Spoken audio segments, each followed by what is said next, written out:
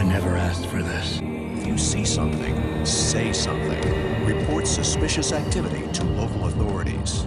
If you're not breaking the law, if you're not doing anything wrong, then you shouldn't worry what the government is doing. Terrorism, terrorism, terrorism, Al-Qaeda, Mohammed, terrorism, terrorism, war in Iraq, war in Afghanistan, Al-Qaeda, Osama bin Laden. It's not like my government would ever do it to me, but guess what? You're wrong. Protest is now illegal in the U.S. Move along, citizen.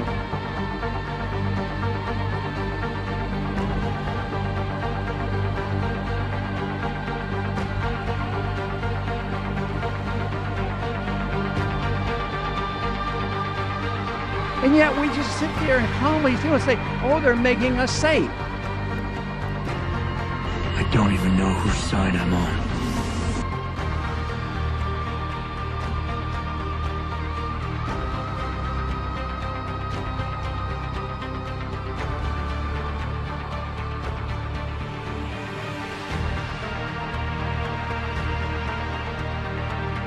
Okay, this is straight out of 1984. We're living in a police state.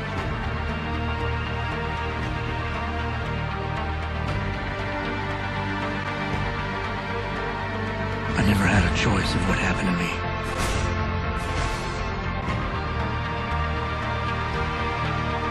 The city is being turned into a police state with militarized riot gear, LRAD machines, and drones overhead.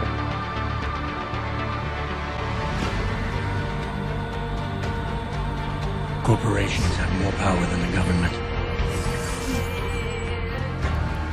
Our government now works for the banks.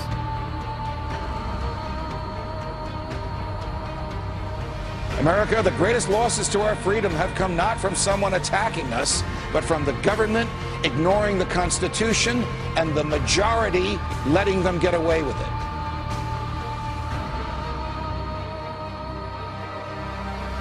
Yeah, we torture. Yeah, we spy on you.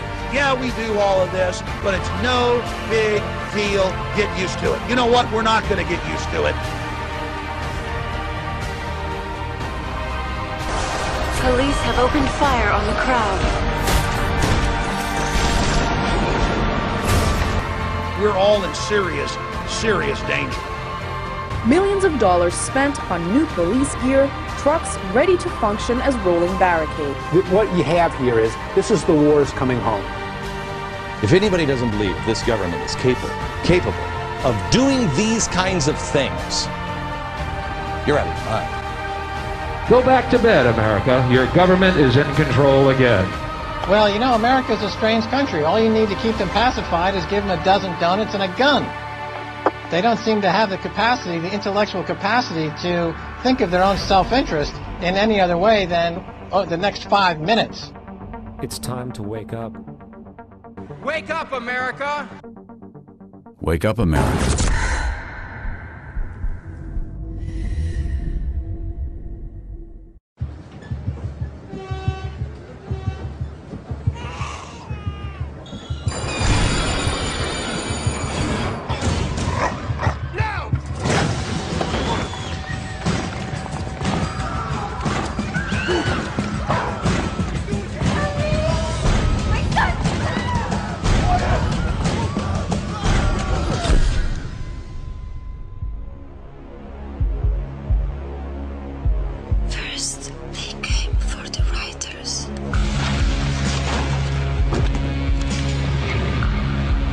I didn't speak up because I was not a writer.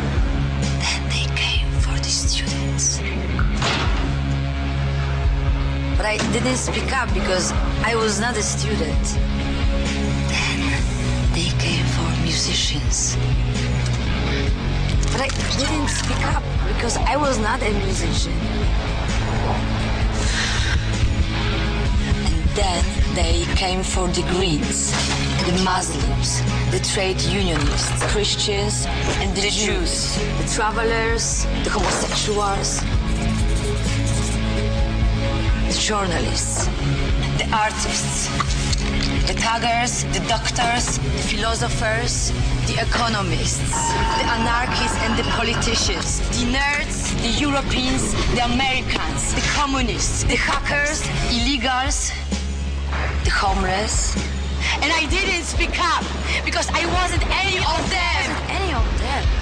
And then they came for me. And there was no one left to speak up for me. The proles, if only they could somehow become conscious of their own strength, would have no need to conspire.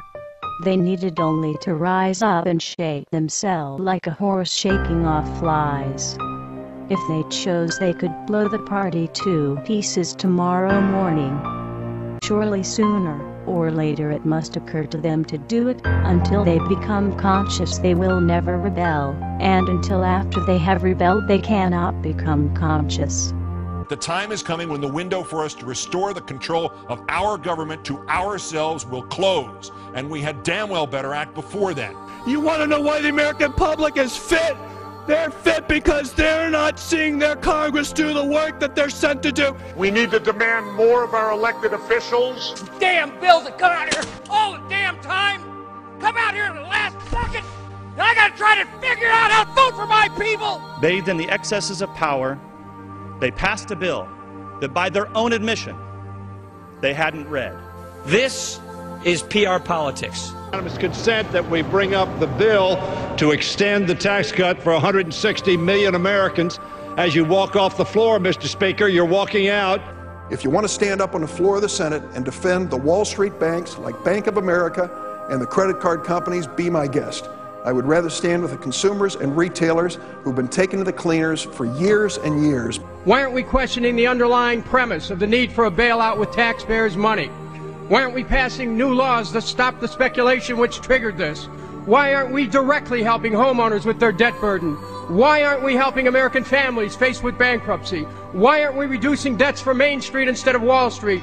Is this the United States Congress or the board of directors of Goldman Sachs? When I fuck up, who bails me out? No one. There is no one here to object. This is why the American people have thrown you out of power. You see, you're right. It is within your sole discretion to recognize a member. But you chose to exercise the power of the gavel, Madam Speaker. Therein lies the problem. If he's not here to pull off this political stunt, then we should just proceed and this bill should be withdrawn. It is the right thing to do by the American people to stop these tactics. Enough! And make no mistake about it, this is not about national security. But my point about this is a war without end. I'm afraid of giving up the right to trial by jury and hoping that someday they will declare an end to this war and they'll give back the right to trial by jury. Mr. Speaker, a nationwide revolt is developing over the body scanners at the airports, and it should. And we also know there are individuals who are making money off this. They say, trust us. Trust us, the people who brought us Katrina, to be competent in face of a disaster. Trust us, the people who brought us warrantless wiretapping and other excesses eroding our civil liberties. Trust us. Many of us were told in private conversations that if we voted against this bill on Monday, that the sky would fall, the market would drop 2,000 or 3,000 points the first day, another couple thousand the second day, and a few members were even told that there would be martial law in America if we voted no. We're not trying to scare kids. This president's foreign policy is what's scaring the kids of this country. Well, it's the same people that told us Saddam Hussein had something to do with 9/11. Same people that told us Saddam Hussein had weapons of mass destruction. Same people that told us we were going to be able to use the oil for reconstruction money. Same people that told us that we'd be greeted as liberators, not occupiers. Same people, same president that told us the Taliban is gone. Same president that told us that Poland is our ally 2 days before they pull out. Same president that tells us Iraq is going just great. Same president that tells us the economy is going just great. Same people that told us the tax cut was going to create millions of jobs. Same people that told us that the Medicare program only cost $400 billion when it really cost $540 billion. So please forgive us for not believing what you're saying. Please forgive the students of this country for not believing what you're saying. Not one thing about this war that has been told to the American people or that has been told to these college students has been true. Not one thing. Bremer says we need more troops. The Pentagon says we need more troops. And this president can't get them from the international community, there's only one option left. Let's be honest with the American people. Fascism, by definition, is when corporations team up with organized religion and control the government. Do I have to say anything more? Wouldn't you say that we're on the brink if we're not there?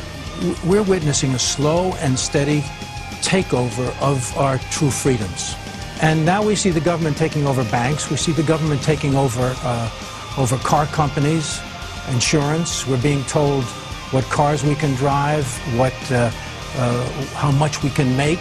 And now they want to take control of our health care. It's one more attempt for them to put everything that we do day and night under the control of the federal government. Are you willing to sacrifice your freedom for liberty? Well, I say that they're taking away our free will. The American people are being forced to do something they don't want to do. But there really is a difference between us, and it's basically this. We don't think the government should be in control of all of this. We want people to be in control. And that, at the end of the day, is the big difference. What they are trying to do is create an America very unlike the America that has existed for centuries. The thing associated with America, freedom, is precisely what must be destroyed if this is to be turned into a fundamentally different country to suit Obama's vision of the country and of himself. I think he's going way beyond his constitutional powers assigned to the executive branch, which is, by definition, an imperial precedent. Once again, total power in one person's hands, not the American way.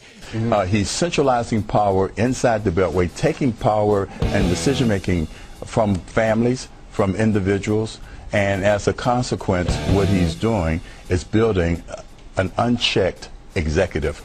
Now, I hate to point fingers at anybody, but the President administration probably has a lot to do with that. But you know who's responsible for it? We are. Personal responsibility. Where is the outrage to come from? From you.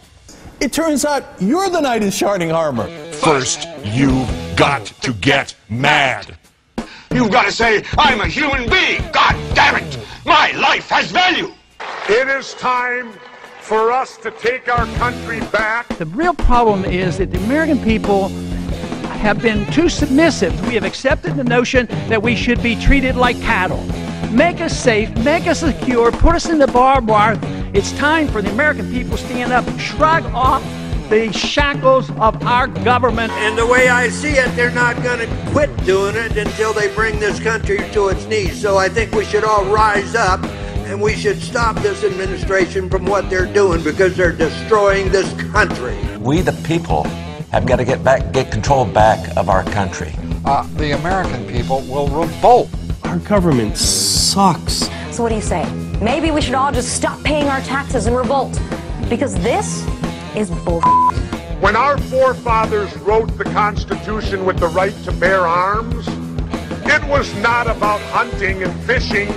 The Second Amendment, the right to bear arms, is there so that we, the public, if our government gets out of control, we have the ability to rise up and change it. Now, many people have said to me, well, wait a minute. How could we, the citizens, ever stand up to the U.S. government and their entire military might? Well, wait a minute. I got the answer. We threw everything we had at Vietnam, and they were nothing but a bunch of farmers with a few AK-47s, and they withstood it all. Don't ever allow anyone to tell you that it can't be done. It can be done. To the government of the United States, those who make peaceful revolution impossible will make violent revolution inevitable. It is the constitutional right of the people to reform this government as we see fit. Over the past year, we have shown you what we are capable of. You can continue to resist us or you can allow us to exercise our rights. We truly hope you choose the latter so that we can peacefully return this country to the principles it was founded upon and restore power to the people. To the citizens of the United States, it is our goal to reform this current government with your help. We do not want anarchy. We do not want chaos. What we want is to restore power to the people.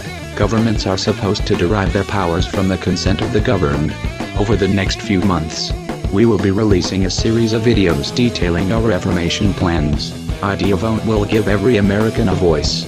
We ask from you to use your voices. This new world is not one that we wish to shape ourselves. This new world will be that of the people, and the choice is yours to make in what direction we will go. Operation Blackout Phase 2 success. Operation Blackout Phase 3 engaged. When the people fear the government, there is tyranny. But when the government fears the people, there is liberty. When, in the course of human events, it becomes necessary for one people to dissolve the political bands which have connected them with another. We hold these truths to be self-evident, that all men are created equal, that they are endowed by their Creator with certain unalienable rights, that among these are life, liberty, and the pursuit of happiness. That to secure these rights, governments are instituted among men, deriving their just powers from the consent of the governed.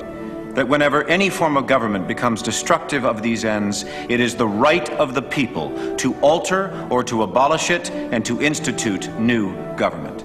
It is their duty to throw off such government and to provide new guards for their future security. He has kept among us in times of peace standing armies without the consent of our legislatures. He has effected to render the military independent of and superior to the civil power. He has combined with others to subject us to a jurisdiction foreign to our Constitution and unacknowledged by our laws, giving his assent to their acts of pretended legislation. For depriving us in many cases of the benefits of trial by jury.